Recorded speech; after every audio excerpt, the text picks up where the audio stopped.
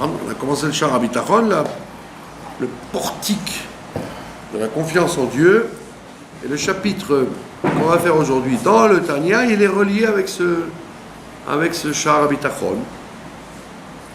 Une lettre très connue, très importante dans Igeret HaKodesh du Tanya, la fameuse lettre Yud Aleph, la lettre 11. Ça relie exactement ce que dit là-bas le Shar HaBitachon en plusieurs chapitres. Lui, il en parle ici en une page, d'après dans le discours de la Chassidoute. Et c'est la même chose que le Shar HaBitachon. Alors il dit, c'est la lettre Yud Aleph. Alors toutes les lettres, pratiquement du Igeret HaKodesh, elles parlent de la Tzedaka, de l'importance, puisque ça rejoint, on lit ça pendant le mois de Av et le mois d'Elul, ça rejoint le travail de Av et Elul, qui est d'étudier la Torah et d'augmenter dans la Tzedaka. Et en plein milieu, parmi toutes les lettres qui parlent de la Tzedaka, en plein milieu, il parle d'autre chose que la Tzedaka, et on va voir pourquoi. Alors la lettre, elle commence comme ça, les Askilcha Bina, c'est la lettre 11, les Askilcha Bina, les Askil, ça veut dire imaginer avec la Chokhmah, ça s'appelle les Askil. Askala, c'est Chokhmah. Ça veut dire l'imagination. Donc tu dois imaginer. Bina, c'est pas la Chokhmah, c'est justement c'est plus l'imagination, c'est la Bina, c'est-à-dire la compréhension. Donc tu dois faire descendre ce que tu as pu imaginer dans la Chokhmah à l'intérieur de ta Bina. Et qu'est-ce que tu dois imaginer? Alors il te dit Ki lozu aderech, c'est une lettre, comme c'est une lettre, c'est un discours parlé, c'est pas un discours de texte, un discours de lettre. Il parle à des gens. Et cette lettre, il l'avait envoyée à l'époque, aux communautés, quoi. Et là, elle a été introduite dans le Tanya. Alors, qu'est-ce qu'il dit le Mordaken? Ki lozu aderech. C'est pas comme ça. Ça ne doit pas être comme ça. Ishkon or Hashem, que peut résider la lumière de Dieu. Liot chafetz bechaye besarim. Quand les gens ils recherchent la vie de la chair, la vie charnelle, ou bané ou maisonné et les enfants et l'argent. Donc c'est pas par ce chemin-là que on peut faire résider Dieu chez nous. Qui alzé amurazal, parce que à ce propos-là, la recherche de la vie physique et des enfants et de l'argent, qu'est-ce qu'ils ont dit les Razal? Les sages, ils ont dit Batel Retzoncha. Dans les Pirkei Avot, on te donne l'enseignement que tu dois Batel Retzoncha, tu dois annuler ta volonté. C'est-à-dire ta volonté naturelle, ça vient du Yetzer Hara, un animal. Tu dois annuler cette volonté pour t'attacher à la volonté de Dieu. D'accord? Alors au début, évidemment, c'est ce qu'on appelle la méthode Koué. Tu fais semblant d'annuler ta volonté, et après tu arriveras. Mais au début, tu dois faire semblant. Tu dois annuler ta volonté pour s'attacher à la volonté de Dieu. Dehaino, c'est-à-dire batel bimetziyut.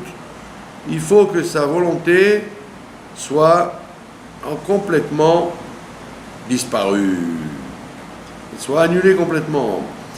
Velo yelo shum ratzon klal, et que l'homme arrive à ne plus avoir aucune volonté, beignane olam hazeh, dans ce monde-là. Que ce monde-là ne l'intéresse pas du tout. Donc ni la nourriture, ni la belle maison, ni le confort quelconque. D'arriver à ce degré-là que ça ne l'intéresse pas du tout. D'accord? Comme à Brunois, à l'époque, il y avait, après la guerre, ils ont ouvert le rabbi précédent, il avait acheté la yeshiva de Brunois.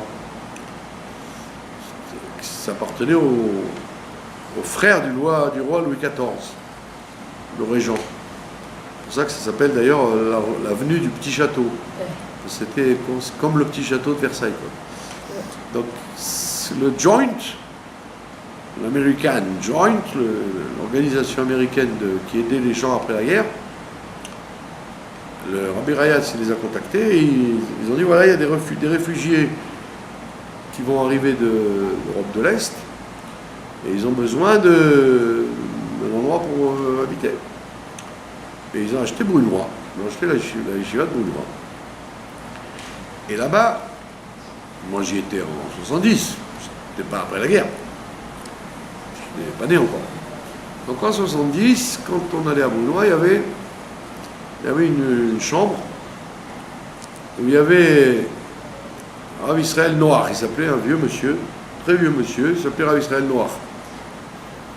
Et alors quand vous rentriez dans sa chambre, surtout quand on venait de Paris, la Galerie Lafayette, l'Opéra, la Samaritaine, tu rentrais là-dedans, tu arrivais dans un autre monde, quoi. Alors il habitait dans une pièce, une grande pièce à l'ancienne, quoi. Et il avait, ce monsieur très vieux, c'était un réfugié de Chassidim de la Russie là-bas, c'était un vieux monsieur, il avait des sourcils blancs, une grande barbe blanche, des cheveux blancs, on aurait cru quelqu'un qui sortait d'un livre. Alors quand tu rentrais dans sa chambre, une grande chambre, il avait une caisse, qui lui servait de table. Une caisse, en bois, hein, une caisse de déménagement, ouais. Une caisse qui lui servait d'armoire, où il mettait ses affaires, et une caisse qui lui servait de chaise. Il y avait 3 caisses, tac, tac, tac. Il n'y avait rien. Alors il mettait ses livres sur le rebord de la fenêtre. Lui, il était assis sur une caisse, et il avait une caisse pour étudier, et l'autre caisse pour mettre ses affaires dehors. Voilà. C'est tout ce qu'il avait. Ni armoire, ni lit, enfin il devait y avoir un lit sûrement à côté, ni ce que je sais moi, buffet, ni. Et ça ne le dérangeait pas, quoi. Ils vivaient comme ça, c'était des gens qui vivaient sans rien. Et ils étaient passés avant, ouais, c'est ça. Beaucoup, hein, les alors, il te dit, tu dois arriver à annuler ta volonté de façon à ne plus avoir du tout de volonté dans les sujets de ce monde-là. Mais il y en a au Lamazé. Et il parlait comment? Kula. Il parlait aussi en hébreu, oui. Il parlait français? Non, pas du tout. Il parlait en yiddish. En yiddish, en russe un peu, et en hébreu. C'est lui qui s'occupait, la Belgique, c'est lui qui s'occupait des yeshiva? Il était secrétaire du Kollel Chabad. Il faisait les reçus des gens qui donnaient des trombotes d'Europe pour Israël. Et Kitso, il te dit ce travail-là que tu dois faire, c'est d'annuler complètement ta volonté, par contre, dans tous les sujets de ce monde-là. Koulam, tous. Anichlalim, et tous les besoins de ce monde-là qui sont englobés dans les enfants, travailler dans la santé, au maisonner et l'argent. Comme Amar Razal, il dit pourquoi tu dois annuler tout ça? Parce qu'il a écrit aussi dans les Pirkei Avot, c'est malgré toi que tu vis. Donc comme tu n'as pas choisi de venir sur terre, Al kochach atachai, malgré toi tu vis, donc tu dois vivre avec ce qu'il y a. D'accord? Bon, maintenant il va rentrer dans l'explication, comment on peut arriver à ça. Ça rejoint ce qu'on a dit sur le Sha'ar Bitachon, du Chovot Algalot, ou Beur Inyan Hu. L'explication, en voici. Urak Emuna Amitit,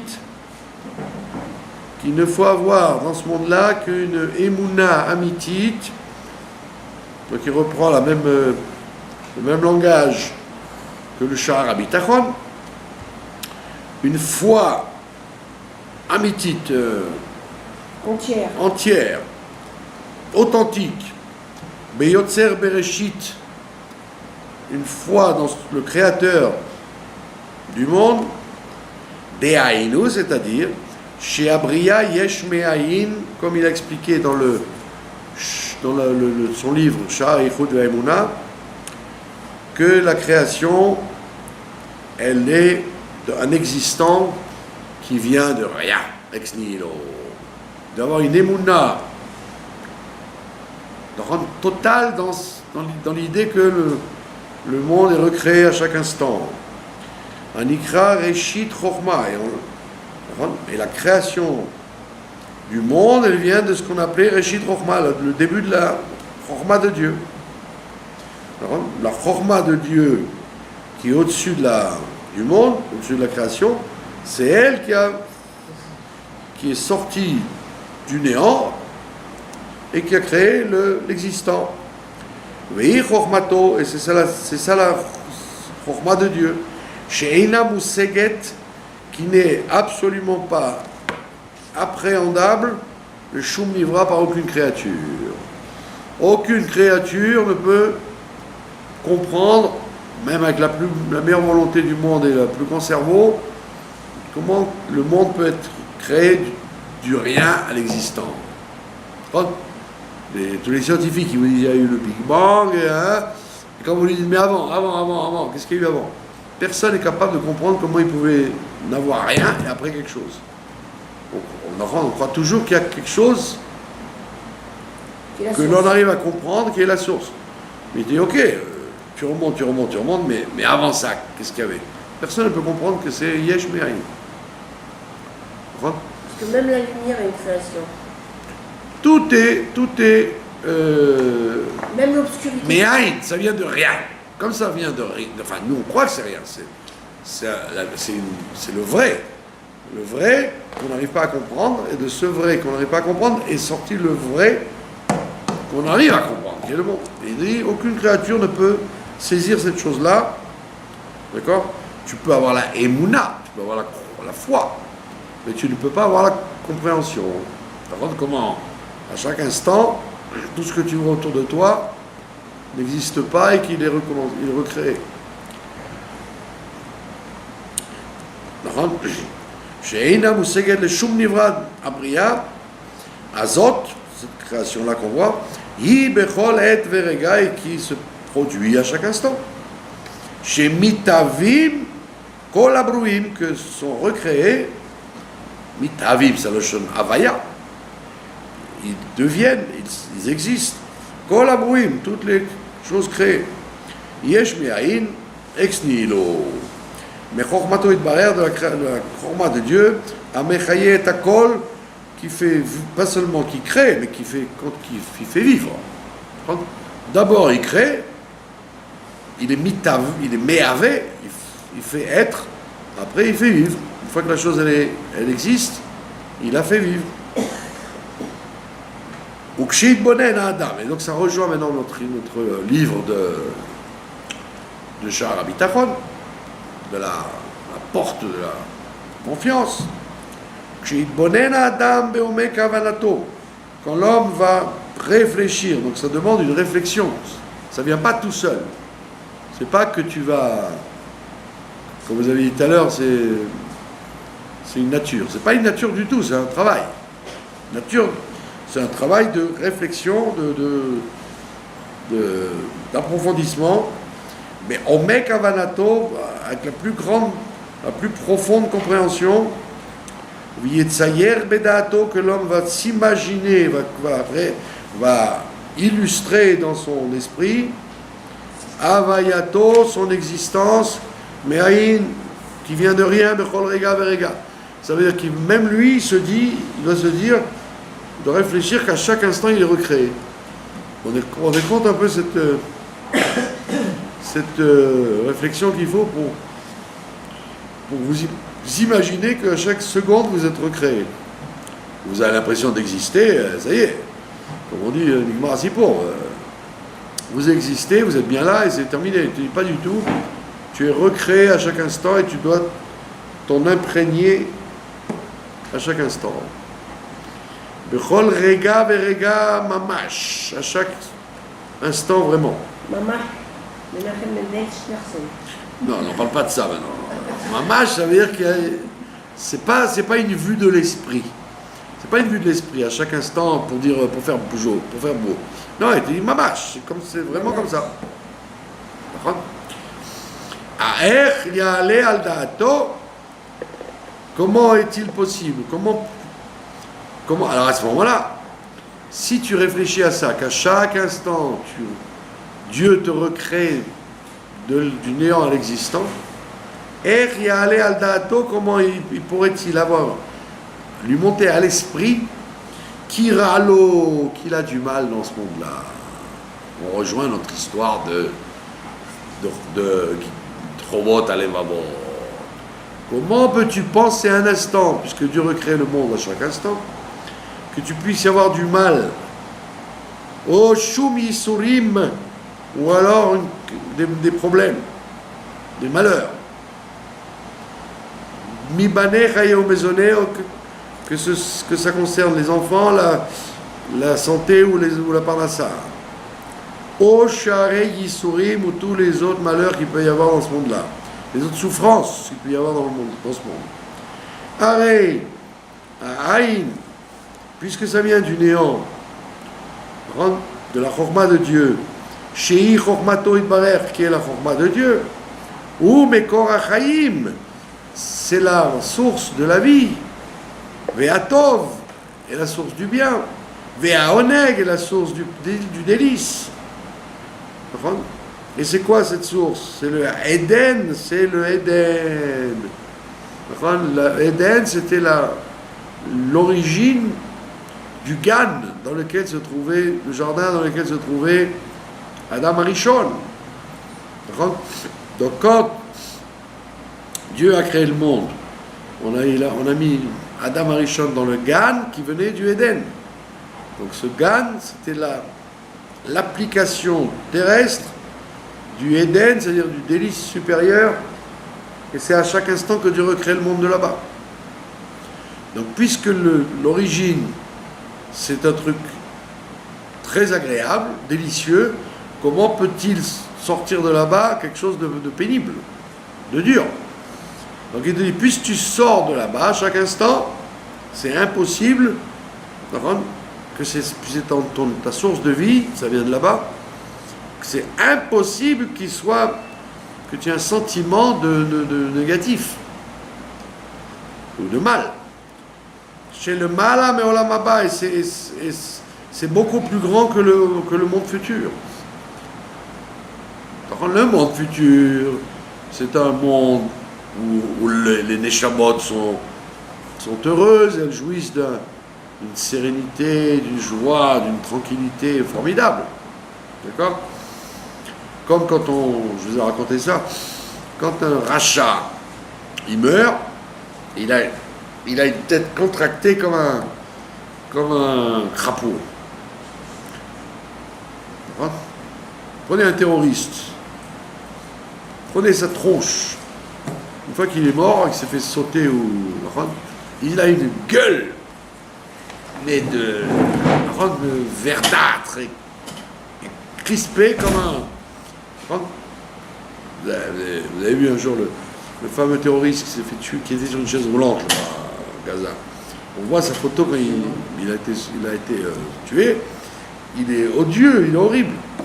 Alors que par contre, je ne vous le souhaite pas, mais moi je l'ai vécu, quand vous voyez un juif qui meurt, pendant qu'il est vivant, il souffre, il a des tuyaux, il a des malades, etc. Dès qu'il s'en va, vous le voyez, ils sont reposés. Vous voyez que c'est un autre monde. Pourquoi? Parce qu'il commence à goûter déjà aux délices du monde futur. Et le monde futur n'est rien par rapport à ce Eden qui est à l'origine de la création du monde.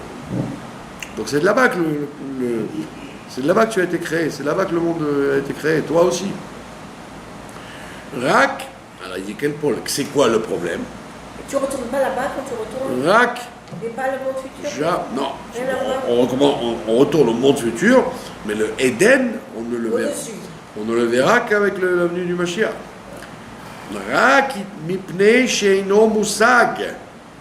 Il dit simplement, c'est insaisissable, et non moussag. Ce n'est pas compréhensible, ce n'est pas accessible. La reine, et c'est pourquoi, vous voyez que c'est tout l'esprit du Chovot HaLevavot, la reine nidmelo ra, pour ça qu'il lui semble recevoir du mal. O yisurim, ou des malheurs, Aval Behemet, alors qu'en vérité, Enra Yored Milmala, il ne peut pas y avoir du mal qui descende d'en haut, puisque du délice profond, il ne peut y avoir que du délice profond qui descend. Il ne peut pas y avoir quelque chose de mal qui descend du bon, du doux. Ah mais à Koltov, et en vérité, tout est bon. Tout est bien. C'est pour ça qu'il a dit au début du texte qu'il faut s'approfondir très très assidûment pour arriver à comprendre ça. Chez Eino Moussa, il dit le seul problème c'est que on ne peut pas comprendre. On n'arrive pas à comprendre comment est-il possible qu'il n'y ait pas de mal qui descende sur terre. Comment peut-on comprendre ça? Il est impossible. Mais alors pourquoi il dit imagination? On doit imaginer à chaque instant que ça doit être comme ça. Chez Eno Moussag le Godlo, le Rav Tuvo, Vezeu Ikara Emuna, il dit c'est ça l'essentiel de la Emuna. La Emuna, pourquoi on dit que la Emouna, c'est essentiellement pendant la galoute. Comme on dit dans le Mizmor du Shabbat. Ve'emunatecha balelot. Ve'emunatecha balelot. Quand est-ce que je dois utiliser la Emouna? Balelot, quand il fait nuit. Quand il fait jour, je vois clair. Donc au temps du Beth Amikdash et dans le désert, etc., Dieu se montrait, donc il n'y avait pas d'utilisation de la Emouna. Quand est-ce qu'on a besoin d'utiliser la Emouna? C'est quand on ne voit rien. Donc c'est en galoute essentiellement que le corps de la Emouna il doit surgir. C'est pas quand il y avait le Beth Amikdash. Il ne fallait pas sortir de Saint-Cyr pour comprendre. Quand on voyait les miracles du Beth Amikdash et l'abondance qu'il y avait, etc., il n'y avait pas besoin d'Emouna, parce qu'on voyait clair. Donc, c'est l'essentiel de la Emouna, c'est dans la galoute. Le principe de la galoute. Quand il y a la galoute de la Shrina, c'est là que la Emouna commence. Chez Bishvila Nivrao Adam, et c'est pour cette Emouna que l'homme a été créé. Donc, pas comme les gens pensent. Il a été créé pour kiffer, pour travailler, métro, boulot, dodo, travailler, se payer des vacances, aller au restaurant, vivre bien, et puis de temps en temps faire la religion, quoi. Enfin, aller à la synagogue, de temps en temps, aller au Stichot Modeloul, aller écouter le chauffard au Shoshana. Il dit pas du tout. L'homme, il a été créé pour cette Emouna, et pas du tout pour le reste. D'accord? C'est pour ça que l'homme a été créé. les amines que l'homme doit croire, des lei tatar panouï miné, l'expression du Zohar, qu'il n'y a pas d'endroit vide de lui. Qu'à chaque endroit, Dieu se trouve. D'accord? Ou Beor Pnei Melech Chaim. Et c'est par la lumière de la face du roi vivant que le monde vit. Mais Alken, et c'est pourquoi, Oz vechedva bimkomo, il ne peut y avoir que joie et force. À n'importe quel endroit où tu te trouves, tu ne dois avoir que joie et force. Puisque Dieu est présent à tel endroit, entièrement, donc il ne peut rien avoir de mal à cet endroit. Oil veu rak tov kol hayom, puisque Dieu est bon à chaque instant, chaque jour, toute la journée. Ve'alken, c'est pourquoi Reshit Akol, le début, le commencement de tout, chez Ismach Adam, c'est que l'homme doit être joyeux, Ve'yagel bechol et, Ve'sha'a, et qu'il soit Yagel, ça veut dire la chose Gila, qu'il soit de bonne humeur, tout le temps de bonne humeur, qu'il soit dans la Gila permanente, à chaque instant, Ve'yichye mamash be'emunato, et qui vivent par cette foi en question, Bachem, en Dieu qui crée à chaque instant, ou Metiv imo, et il ne peut lui faire que du bien.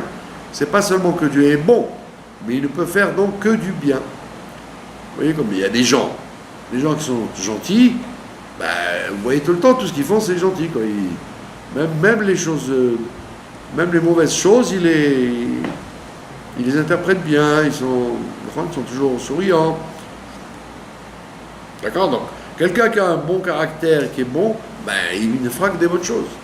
Donc, puisque Dieu n'est que bon, il ne peut pas, c'est inimaginable qu'il puisse sortir de lui de la vengeance, ou de la colère, ou de la méchanceté, ou des choses désagréables.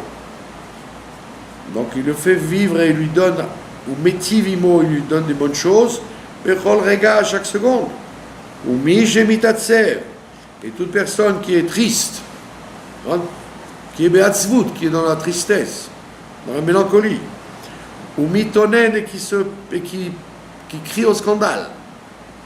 Mitonen, ça veut dire, il dit, comme il a dit Shimshon, Toana em mevakshim.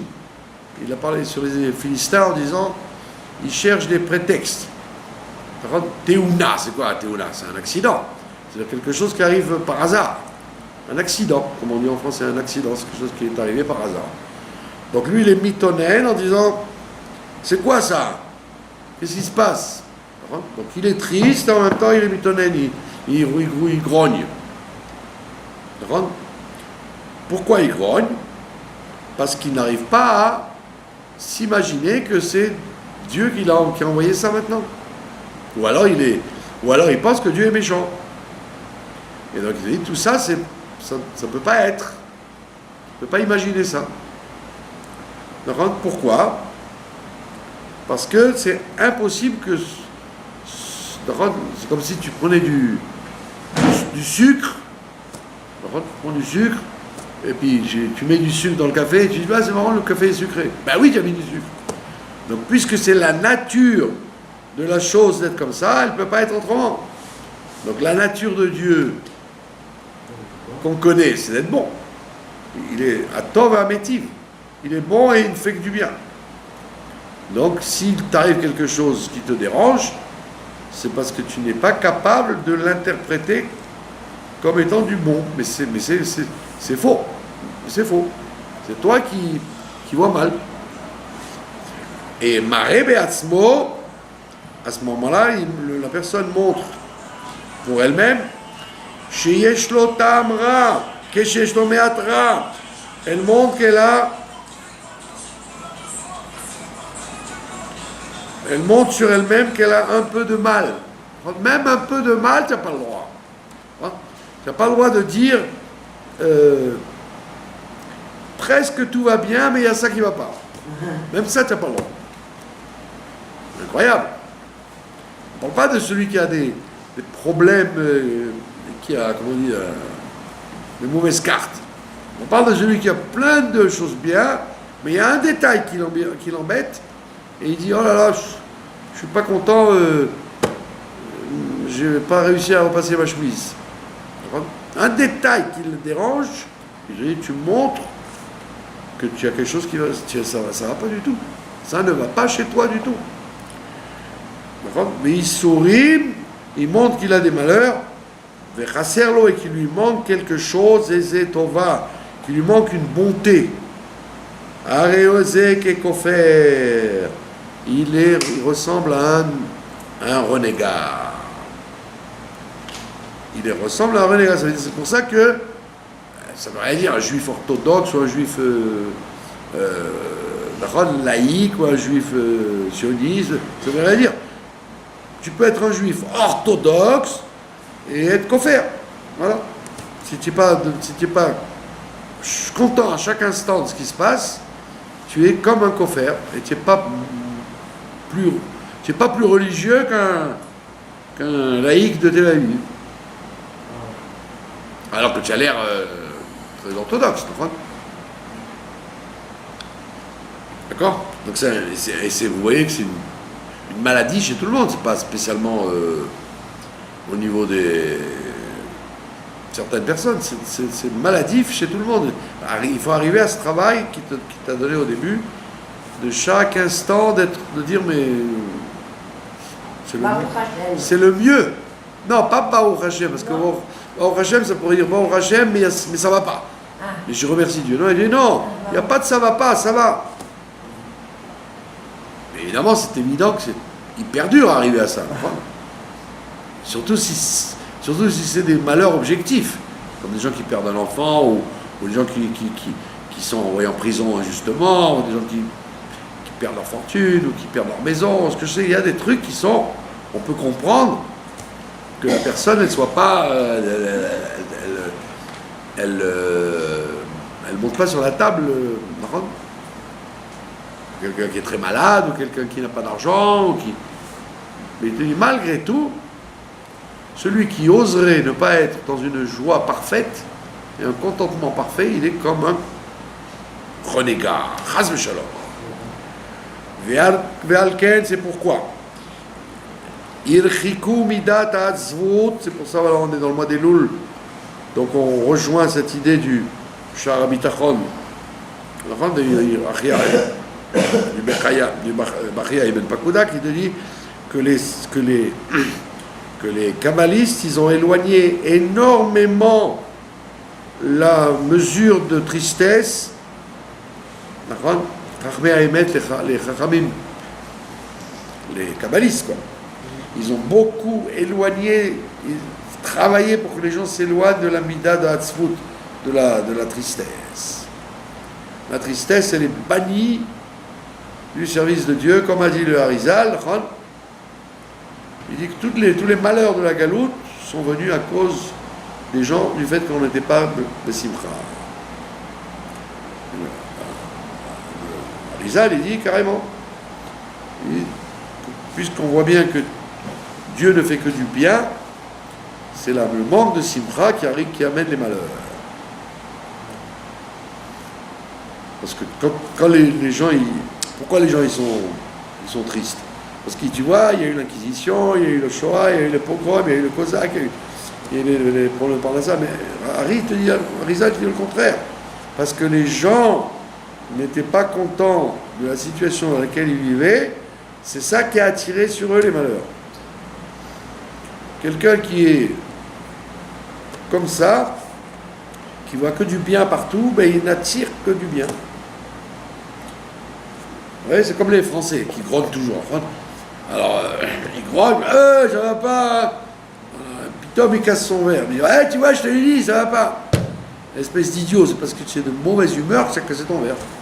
C'est pas parce que. C'est pas pour confirmer que tu avais raison. C'est pour. Ça te donne raison, voilà. Tu veux parler de malheur, ben voilà, on t'en envoie. Et le Harizal, il dit, c'est toute la clé de la galoute. Le manque de joie. Et tu n'as pas su remercier Dieu pour le bien qu'il t'a envoyé. Donc, comme tu n'as pas remercié Dieu pour le bien qu'il t'a envoyé, tu vas être obligé de supporter le mal que toi tu t'envoies par ton mauvais raisonnement. Très fort, très profond. Donc en vérité, c'est-à-dire que la galoute, c'était pas un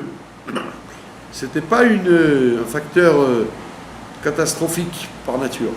C'est nous qui l'avons rendu catastrophique. C'est pour ça que les kabbalistes, ils ont repoussé au maximum la mesure de tristesse. Surtout que vous voyez très bien, statistiquement, que les gens les plus de mauvaise humeur ne sont pas forcément les gens les plus malheureux. Les gens, ils ont plein de choses de bien et ils sont de mauvaise humeur. Et par contre, il y a des gens qui n'ont rien et qui sont de bonne humeur. Donc ça n'a rien à voir avec l'état réel des gens. D'accord ? Donc c'est pas parce que quelqu'un il lui manque plein de choses qu'il est triste. C'est parce qu'il est triste, tout le temps, même s'il a tout ce qu'il faut. Même s'il a tout ce qu'il faut, il dit ah mais ça j'ai pas. Avalaem amamin. Mais alors que celui qui est croyant, lo yachush, il ne ressentira pas mishum isurin baolam, aucun malheur dans ce monde-là. Tous les malheurs qui viennent sur lui, il ne les sent pas comme des malheurs, du tout. Ça comme on a raconté 1000 fois l'histoire de Rabbi Zouché, de Randanipoli, qui vivait dans une misère noire. Il avait une maison qui se dégringolait, il n'avait pas de quoi manger, il n'avait pas de vêtements, il avait une femme très très dure, qui lui rendait la vie amère. Il avait tous les malheurs du monde qu'on peut imaginer. Et c'était un des élèves du Maguid de Mezrich. Son frère, Rabbi Elimelech de Lichensk, lui il avait tout réussi dans tout, et lui Reb Zouché il a raté dans tout. Donc tout ce qu'il avait, c'était pas bien. Dites-moi un domaine, ça l'avait pas. Et pourtant il était toujours joyeux. Et c'est pour ça que les élèves du Maguid, ils ont dit, on lit la Kabbalah, on lit la Chassidut, on lit le Chovat Alvavot, on veut apprendre, qui sait qu'on peut voir qui est quelqu'un qui malgré les malheurs est toujours de bonne humeur. Qui? Le Maguid, il a dit, allez voir au bout de la ville, il y a mon élève Reb Zouché, il va vous apprendre. Alors ils sont arrivés au bout de la ville, ils voient une maison masée pourrie, une maison en ruine, qui allait s'écrouler à chaque instant, sans chauffage, et sans porte, et sans fenêtre, Il rentre là-dedans, il voit Reb Zouché assis en train d'étudier, il frappe à la porte, il dit on peut rentrer, il dit mais bien sûr, soyez les bienvenus, je ne peux rien vous offrir parce que j'ai rien, ni même un verre d'eau, même un verre de thé, mais asseyez-vous. Alors on vient en mission parce que le Maguid nous a dit si vous voulez savoir qui c'est qui est triste, qui a tous les malheurs du monde et qui est toujours de bonne humeur, c'est toi, Reb Zouché. Il dit moi, il vous envoyez chez moi. Pourquoi chez moi? Ben, avec tous les malheurs que tu as, c'est toujours de bonne humeur. Il dit moi j'ai des malheurs, j'ai aucun malheur. Tout va très bien, au mieux. Il est arrivé à cette madriga, pas de dire j'ai des malheurs, mais Gamzou le Tova, Baruch Hashem. Non, ne même pas voir que c'était triste. Il est arrivé à la madriga de ne voir que du bien. Et c'est pas pour rien, de tous les élèves du Maguid, il en avait des milliers. Et en plus, il y avait les grands élèves connus, Moazaken, et Rabbi Yitzhak de Berditchev, et Aaron de Karlin, et José de Lublin. Enfin, il avait des élèves, des prophètes, et des tzadikim, et des gens qui ont révolutionné le monde. Le seul qui sera enterré à côté de lui, c'est Reb Zouché. Il est enterré à côté du Maguide. Vous vous rendez compte? Le srout qu'il a eu, parce qu'en réalité, c'était vraiment l'élève le plus proche de lui, quoi. Les autres, c'était intellectuels, c'était la tfila, les miracles, les élèves, tout ce que vous voulez. Lui, c'était... Il est arrivé à la joie. La joie dans toute situation existante. Ça, c'est un madriga énorme. Et c'est pour ça qu'il te dit... Et c'est pour ça que cette lettre, elle est au milieu des autres lettres qui parlent de la tzedaka. C'est parce que les lettres d'avant, il parle de la tzedaka, la tzedaka. Il n'y a que ça qui te sauvera qui te sortira de la galoute et qui sort la personne, qui nettoie les fautes et qui amène la bracha, la tzedaka. C'est une avoda très dure, parce qu'il y a des gens qui n'aiment pas faire la tzedaka. Il faut ce qu'il faut. Mais lâcher de l'argent, de leur temps, de leur bonne humeur sur les autres, ils n'arrivent pas. Donc il te dit, on parle des 9 lettres dans la tzedaka. Après, il reparle encore de la tzedaka. Mais au milieu, il met ça. Parce qu'il te dit, oh, tu n'as pas encore compris qu'il faut de la tzedaka, c'est pourquoi? Parce que tu as trop attaché à tes problèmes, à tes petits malheurs. C'est pour ça qu'il met cette lettre au milieu. Que si tu te rends compte que tout va bien pour toi, et que tout va bien tout court, ben tu n'aurais aucun problème à réaliser toute la Torah et toute la tzedaka et toute la philosophie juive, parce que ça serait réglé chez toi. Et il dit donc quelqu'un, un vrai croyant, ne doit pas penser un instant qu'il y a des malheurs dans ce monde-là. Et de tous les sujets de ce monde-là, en, velav, aussi bien le oui que le non, Shavin et Tzlo, ils sont identiques. Donc s'il a de l'argent, il dit, bah au Hachem, je suis content, très content. Il n'a pas un centime, il est très content aussi. Au même titre. Bah, évident. Déjà, quand on en a, on dit, c'est pas assez. Pourquoi celui-là, il a beaucoup plus que moi? Déjà, il grogne même quand il en a. Et quand il n'en a pas, il va dire, tu vois, j'ai raison de grogner, j'ai pas d'argent.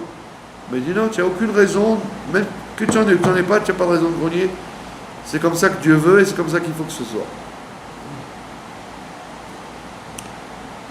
Ou ce que je sais, moi, la santé, les enfants, le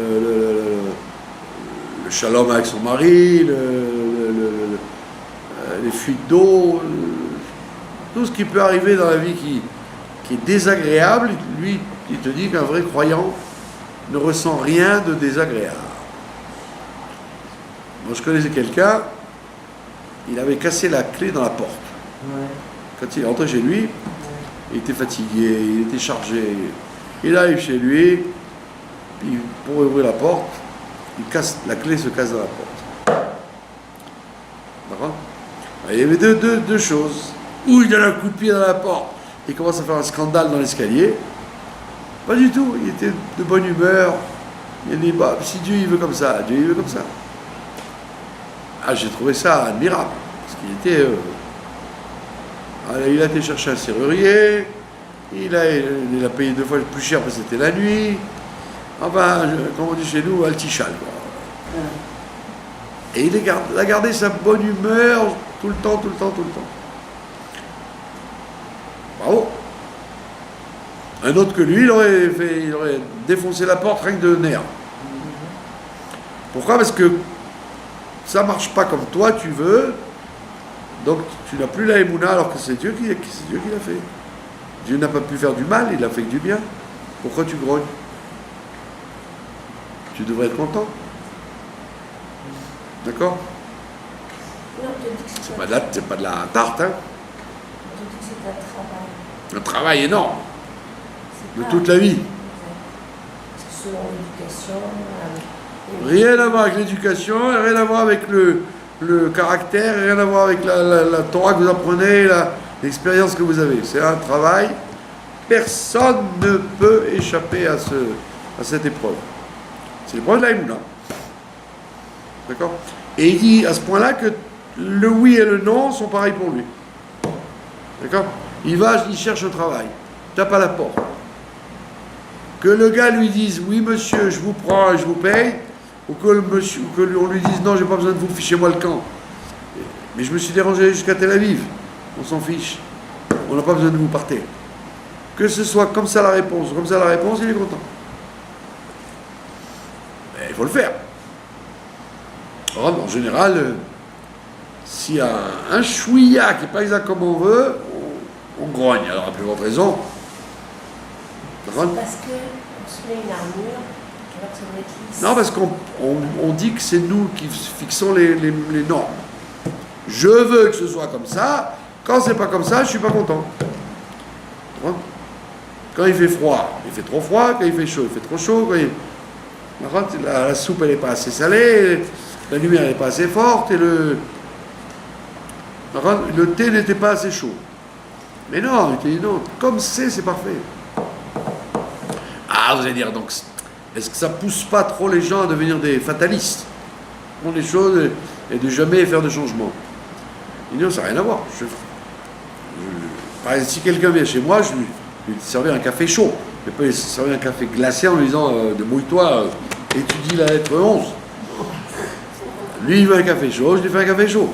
Mais si mon café à moi, il n'est pas chaud, je dis Baruch Hashem, très bien. C'est formidable. Hein? Baruch Hashem, je suis très content.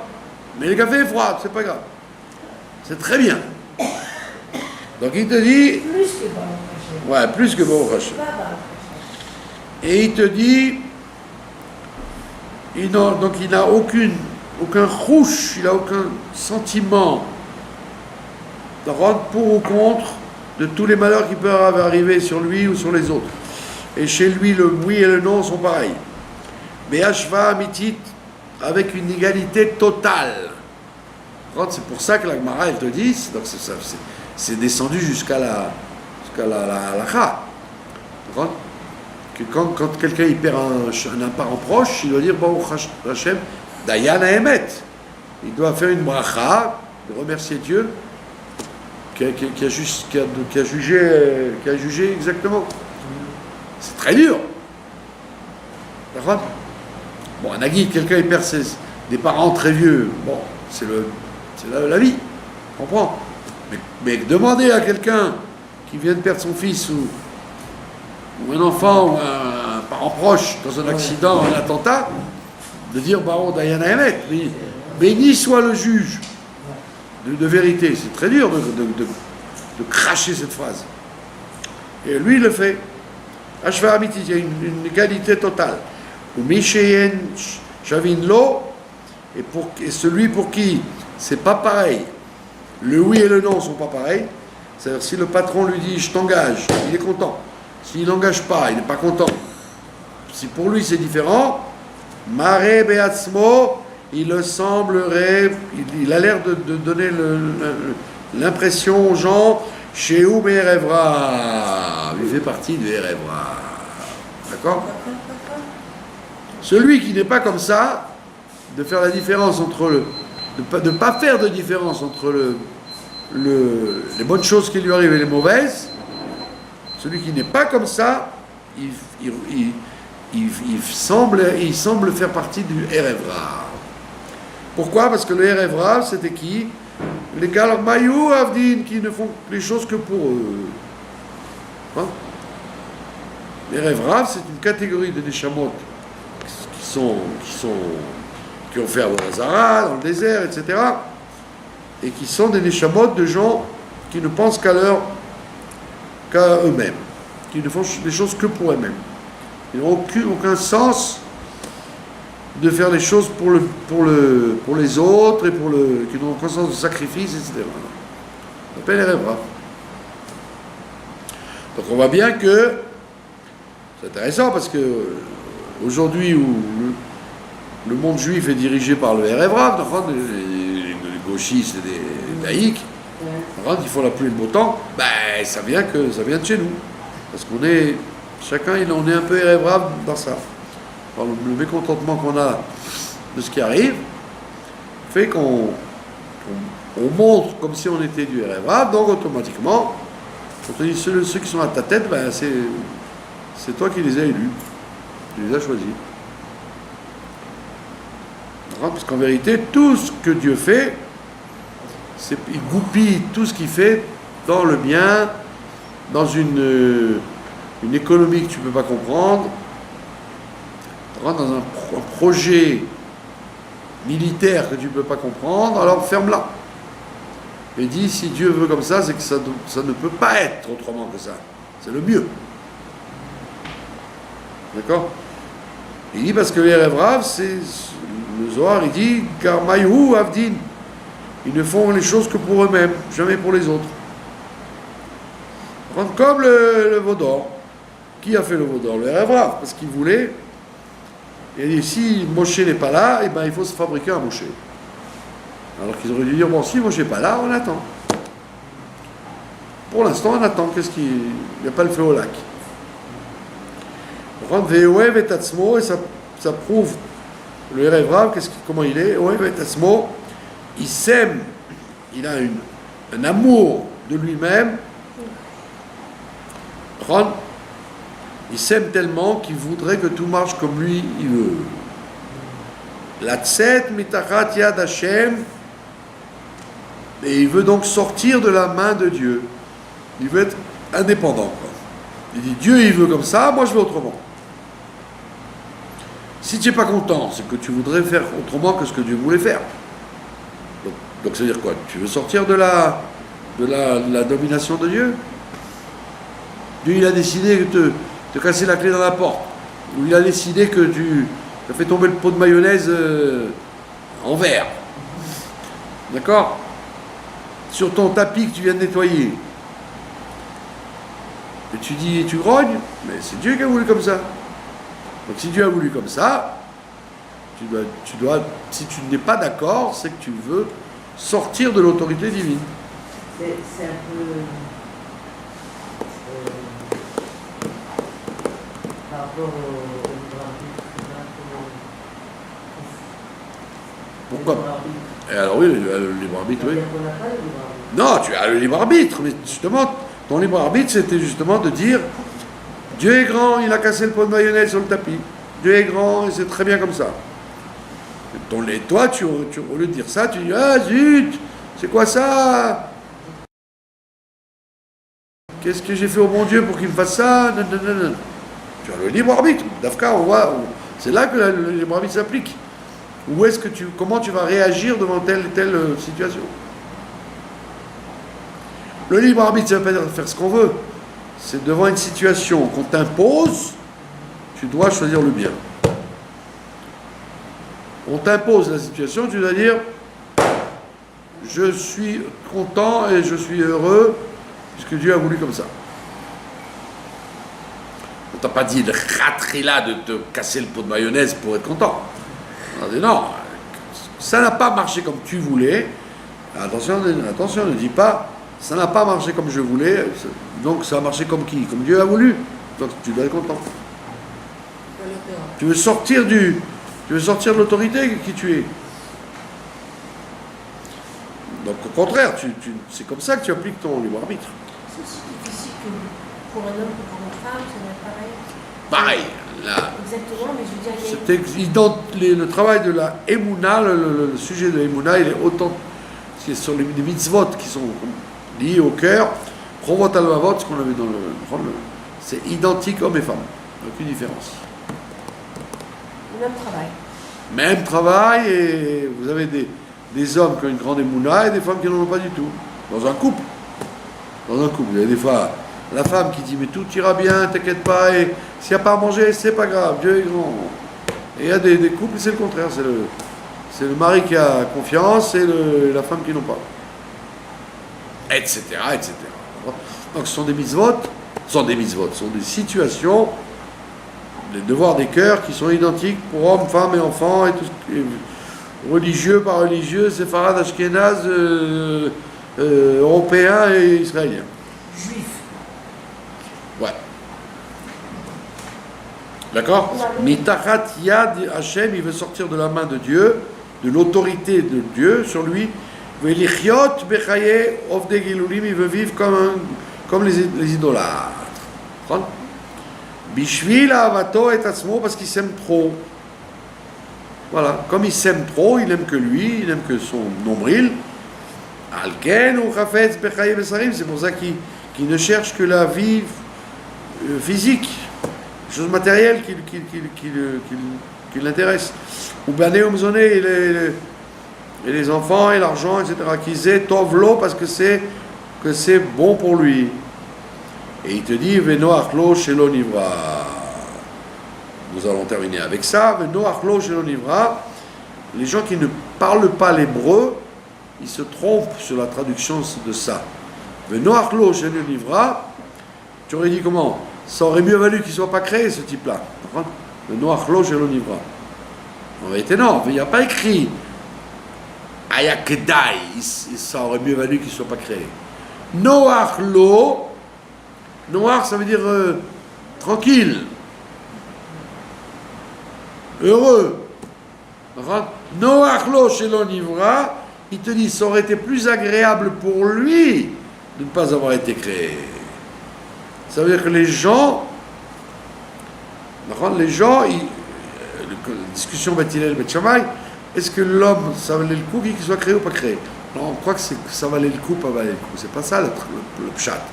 Noach lo, ça veut dire que c'est agréable pour l'homme d'être créé ou c'est désagréable pour lui d'être créé? Alors on dit oui, on dit l'homme c'est désagréable pour lui d'avoir été créé.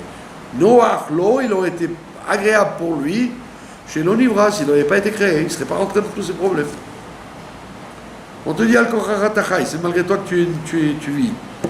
Ça veut dire que toute ta vie, tu es obligé de te battre. Mais tu n'as pas demandé. On t'a pas demandé ton avis et on t'oblige. Mais parce qu'en vérité, Noach lo, ça aurait été plus agréable pour lui de ne pas être créé.